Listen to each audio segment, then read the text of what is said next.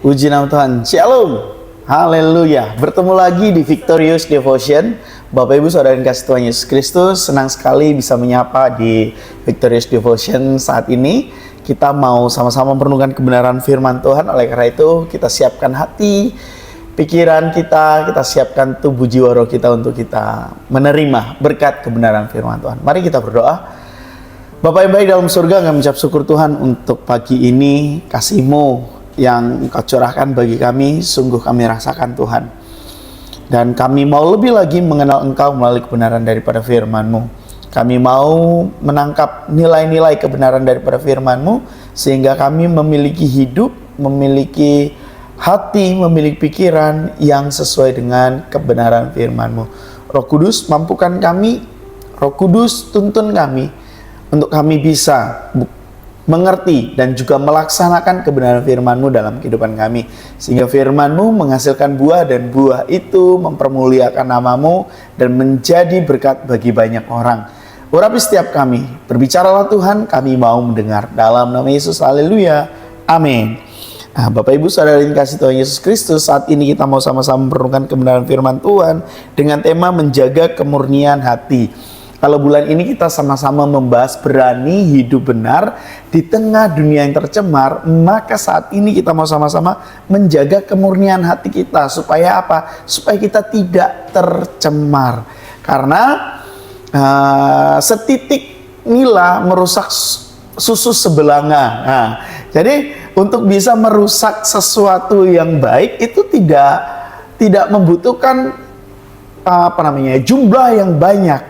Hanya sedikit saja, tapi bisa merusak, bisa memberikan dampak yang luar biasa. Oleh karena itu, supaya kita tidak ikut tercemar di dunia yang tercemar ini, kita harus bisa menjaga, memiliki kemurnian hati kita. Kita baca di dalam Yakobus 1 ayat 27. Saya bacakan untuk kita semua. Ibadah yang murni dan yang tak bercacat di hadapan Allah Bapa kita ialah mengunjungi yatim piatu dan janda-janda dalam kesusahan mereka, dan menjaga supaya diri mereka tidak dicemarkan oleh dunia. Nah, Bapak Ibu Saudara yang kasih Tuhan Yesus Kristus, dalam ayat ini Rasul Yakobus itu memberikan sebuah penekanan mengenai hati nurani, kemurnian hati yang ada di dalam umat Allah itu harus ditunjukkan bukan hanya dengan kata-kata, tetapi ditunjukkan dengan apa? Dengan tindakan nyata dalam wujud ibadah. Jadi ibadah ternyata ruang lingkupnya, cakupannya bukan hanya pelaksanaan rutinitas liturgi di dalam gereja. Bapak Ibu Saudara yang kasih Tuhan Yesus Kristus, itu ibadah, yes. Tetapi ibadah yang dimaksud bukan hanya sebatas itu, tetapi ibadah yang dimaksud adalah ibadah yang juga dilaksanakan di luar daripada agenda-agenda yang sudah ditetapkan di dalam gereja. Gitu. Tujuannya apa? Tujuannya supaya dampak yang diberikan itu bukan hanya untuk orang-orang yang ada di dalam gereja, tetapi orang-orang yang di luar gereja juga, orang-orang yang mungkin bukan sebagai anggota jemaat gereja. Dan itu supaya menerima dampak dari peribadahan kita. Dan kalau kita misalnya membaca di ayat yang sebelumnya, di ayat 26, ini merupakan sebuah ayat yang menarik yang memperlengkapi ayat 27 tersebut. Jikalau ada seseorang menganggap dirinya beribadah, tetapi tidak mengekang lidahnya, ia menipu dirinya sendiri, maka sia-sialah ibadahnya. Jadi di sini ada korelasi yang kuat antara satu ayat dengan ayat yang lain. Jadi di sini di dalam perikopnya dikatakan pendengar atau pelaku firman. Jadi bukan hanya pada saat kita beribadah lalu mendengarkan firman Tuhan, tetapi juga harus disertai dengan tindakan. Tindakan adalah bukti daripada kita mendengarkan firman Tuhan. Jadi supaya kita menjaga hati nurani kita yang murni, kita bisa memulai dengan apa? Memperdulikan, memiliki rasa kepedulian terhadap orang-orang yang membutuhkan. Karena kemurnian hati itu melibatkan kasih dan kepedulian yang tulus dari hati kita. Tidak ada udang di balik bakwan, tidak ada niatan terselubung, tidak ada azas manfaat dari apa yang kita lakukan kepada orang lain. Ini menunjukkan hati kita murni.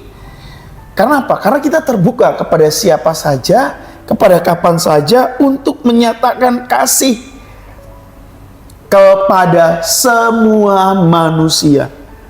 Saya suka menggunakan kalimat, kita harus melihat manusia dengan cara Tuhan melihat manusia. Kita melihat sesama manusia sebagaimana Tuhan melihat dia adalah manusia. Dengan landasan Tuhan yang mengasihi manusia, biarlah kita menggunakan landasan itu juga untuk mengasihi sesama manusia. Tidak untuk mementingkan diri sendiri, tidak untuk keuntungan diri sendiri. Ya, ini kan berbicara tentang keuntungan diri sendiri, tidak jauh-jauh dari hati.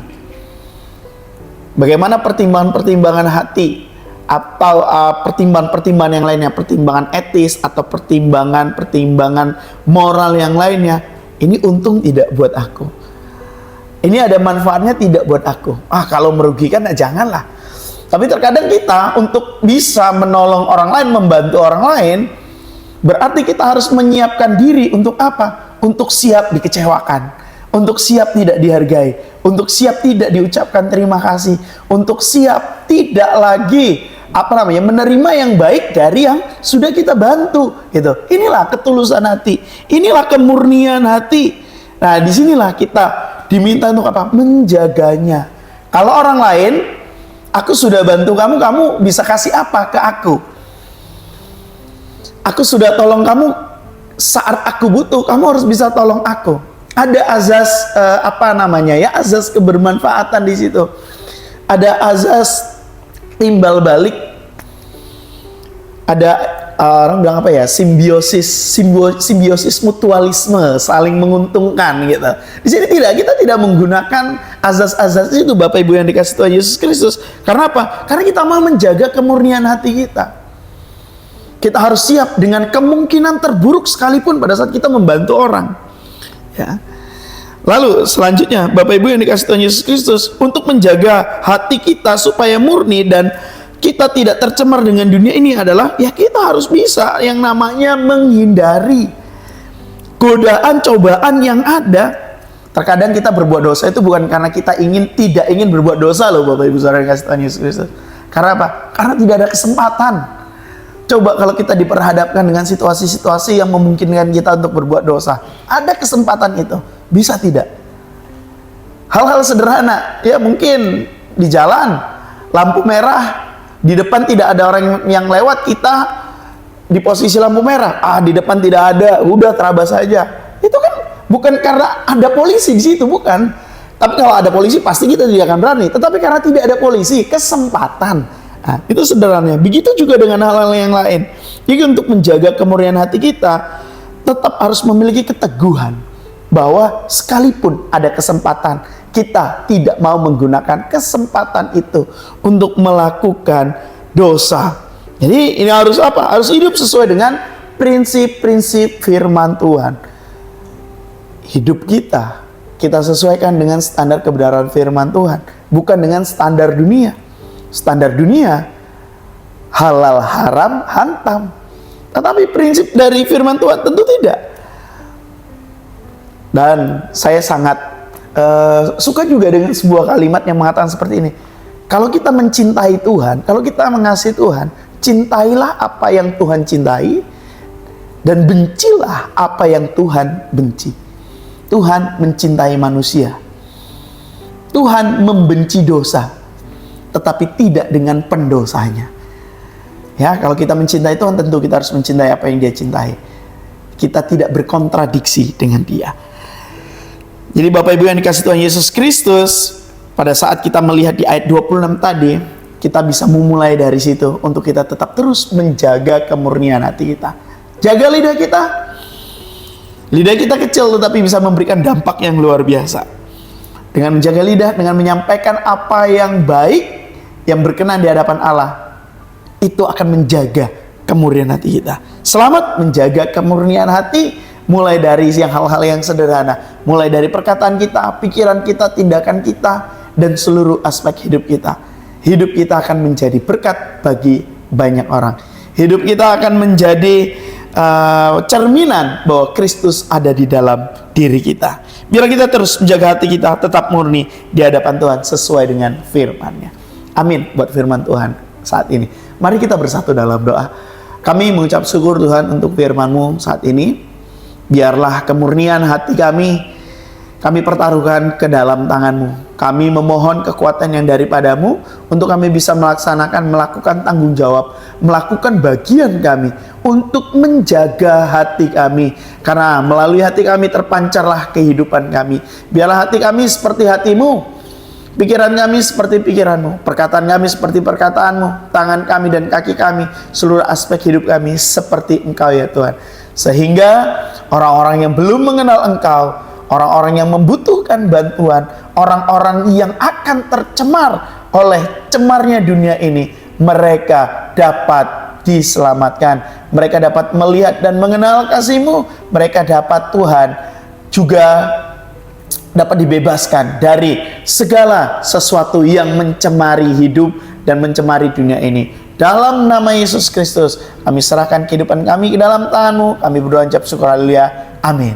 Selamat menjaga hati supaya tetap terus murni. Sampai ketemu di Victorious Devotion yang akan datang. Salam kemenangan, Tuhan Yesus memberkati. Shalom.